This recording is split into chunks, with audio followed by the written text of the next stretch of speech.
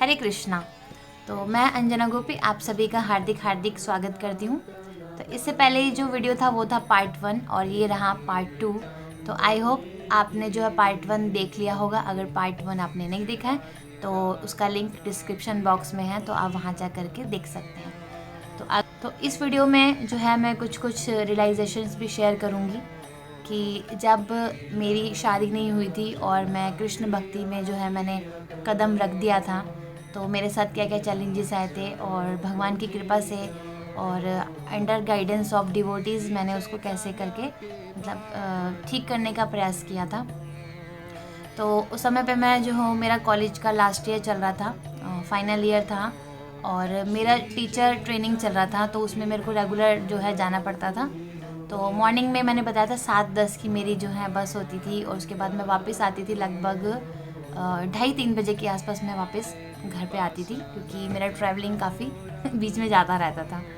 तो इस तरह से जो दिल्ली में आप सबको पता है ट्रैफिक भी जो है वो तो वरदान है बीच बीच में ट्रैफिक भी लगता रहता है। तो इस तरह से जो है मैंने शुरुआत जब की थी तो मेरे मेरे प्रभु जी ने बोला कि तिलक लगाना जो है आपको शुरू करना चाहिए।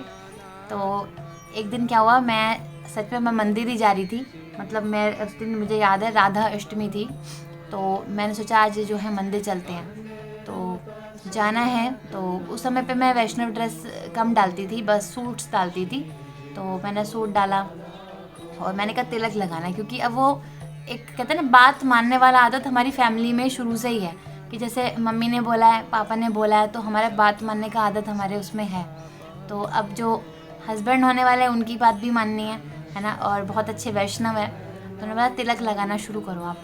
तो मुझे तिलक लगाना नहीं आता था, लेकिन तिलक मेरे पास था, तिलक मैंने ले लिया था, बट मैंने कभी लगाया नहीं था। तो तिलक अब मुझे लगाना भी नहीं आता, तो बस उस समय पे मेरे पास एक डेस्कटॉप था जो मेरे भाई ने मुझे दिया था, मेरे रूम में था, तो मैंने उसमें सर्च किया है ना इस्कॉन तिलक करके, तो मुझे शिला प्रभुपाद जी का एक फ़ोटो दिखा।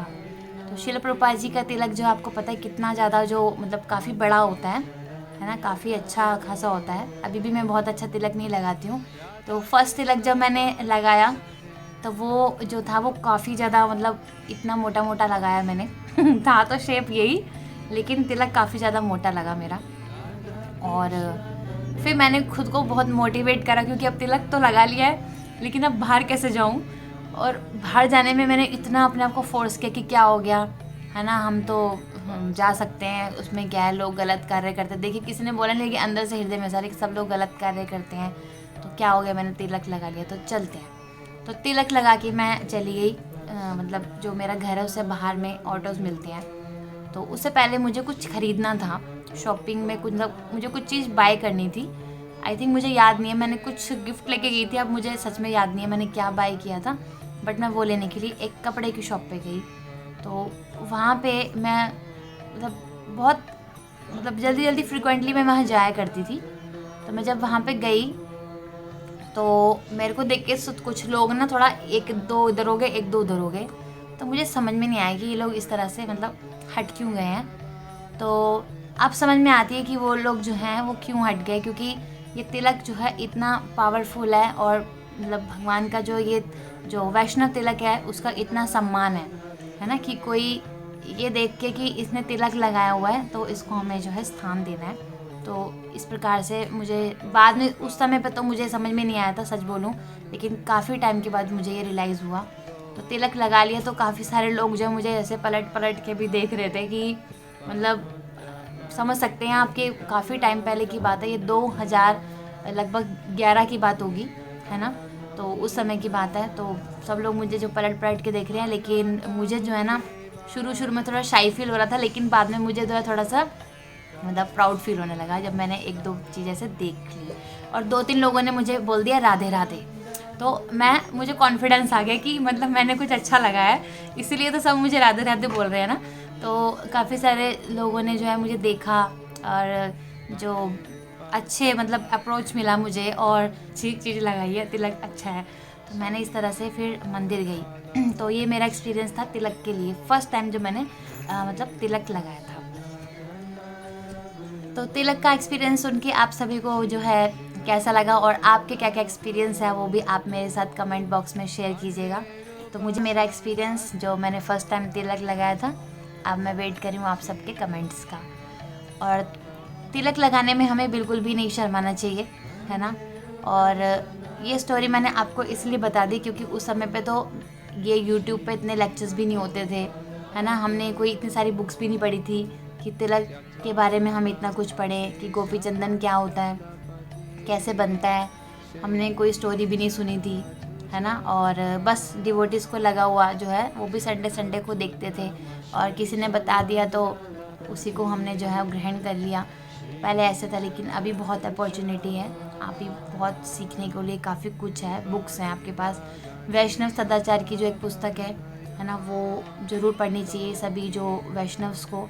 ये नहीं कि इसलिए पढ़नी चाहिए कि उनको कुछ आता नहीं है, जो आपके अंदर जो गुण है ना वो और अधिक जो है कहते हैं निखर जाते हैं, वैष्णव गुण और निखर जाते हैं। कुछ कुछ बातें हमें पता नहीं होती तो वो हमें पता चलती हैं, अंडर गाइडेंस रह कर के सीखनी चाहिए तो बहुत अच्छा हो जाता है।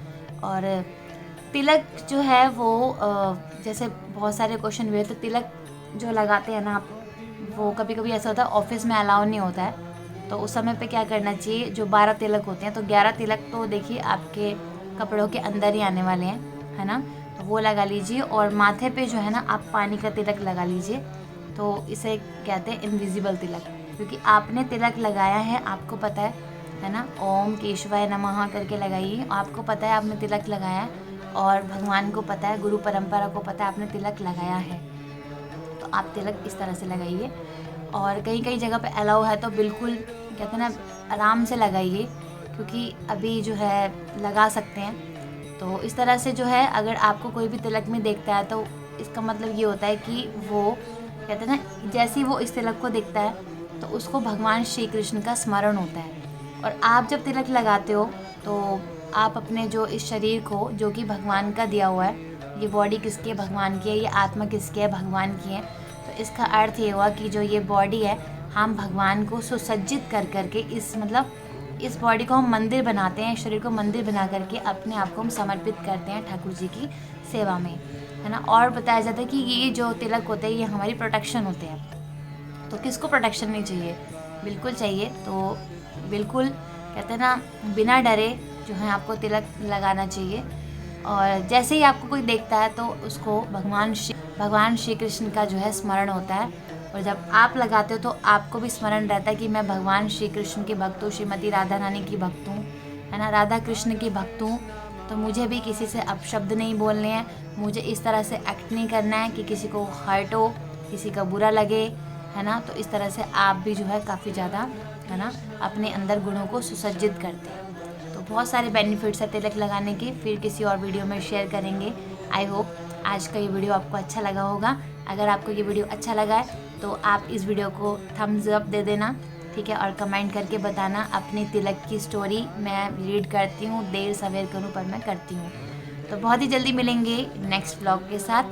तब तक के लिए आप अपना ध्यान रखिए, सुरक्षित रहिए और भगवान श्री कृष्ण के चरण कमलों से लगे रहिए। जगत गुरु श्रीला प्रभुपाद की जय, गौर भक्तवृंद की जय। और चैनल सब्सक्राइब नहीं किया है तो सब्सक्राइब कर लीजिए, वरना बहुत अच्छी अच्छी वीडियोस आपसे निकलने वाली हैं। तो हरे कृष्ण।